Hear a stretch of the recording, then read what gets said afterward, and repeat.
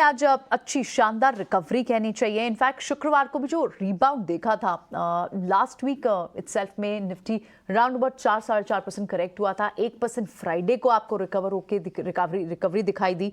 लगभग 18,850 के आसपास वहां से रिकवर हुआ। आज भी फर्दर गेंस आपको मिला है क्योंकि शुरुआत में थोड़ा सा सेटल बाजार हुआ, गेंस हुए, रोड हुए, लेकिन सेकंड हाफ से जो बाजार में एक स्ट्रॉन्ग रिकवरी दिखी और ये pull back majorly heavy weights की वजह से आया है। रिलायंस के नंबर्स के बाद ओटीसी कारोबार आप तीनों फ्रंट पे देखें तो नंबर्स अच्छे थे, बहुत हद तक इनलाइन थे और रिलायंस रिटेल में तो स्ट्रॉन्ग ग्रोथ दिख रही है। जियो के नंबर्स भी अच्छे थे और ओटीसी कारोबार तो सिक्वेंचुअली भी one of the finest quarter भी रहा है।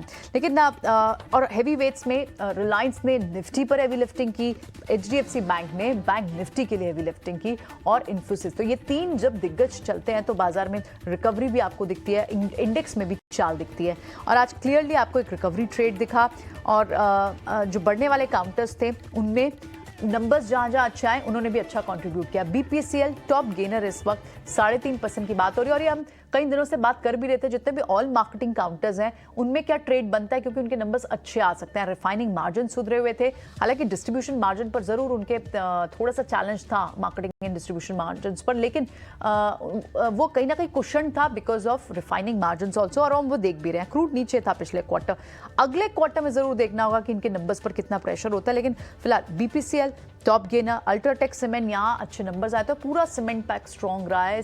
सारे वीकनेस में भी लास्ट वीक के शेकआउट में भी सीमेंट काउंटर इतने टूटे भी नहीं। अल्ट्राटेक सीमेंट हो, ओएनजीसी, एनर्जी पैक ने फिर से एनर्जी पावर स्पेस से कई सारे काउंटर्स हैं, ओएनजीसी जैसे काउंटर, रिलायंस जैसे काउंटर्स जो इस वक्त आप सेक्टोरिकली भी देखें तो इस पैक को भी स्ट्रेंथ मिल रही है।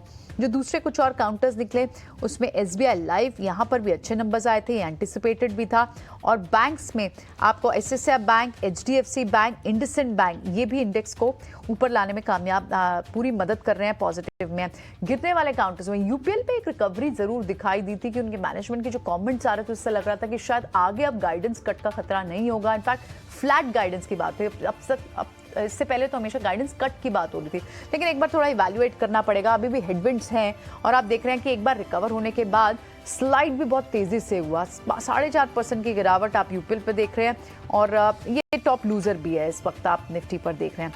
लेकिन उसके अलावा before the numbers Tata Motors आपको वीक दिखाई दे रहा है। मारुति सुजुकी जिसके अच्छे सेट ऑफ नंबर्स आ चुके हैं, स्टॉक में वो मूवमेंट आ चुकी है, उसके बाद वहां गेंस इरोड हो रहे हैं, 2-2.5% की वहां पर दबाव है। इनफैक्ट गिरने वाले पहले 3 काउंटर्स तो सिर्फ ऑटो पैक के हैं। एमएनएम ये लगातार अब आपको एक कंसोलिडेशन, एक रेंज में नीचे की तरफ दिखाई दे रहा है और दूसरे जो काउंटर्स जहां से गेंस इरोड हुए हैं वहां पर आप डॉक्टर रेड्डीज देखें। लेकिन रोल ओवर्स भी आप देखें तो बहुत mix set of roll over numbers हैं ऑटो पैक के और वीक है पूरा सेक्टर। सारे लूजर्स में सबसे वीक आपको इस वक्त ऑटो पैक ही दिखाई दे रहा है। मिड कैप में अगर बात करें तो वहां पर किस तरह की चाल है।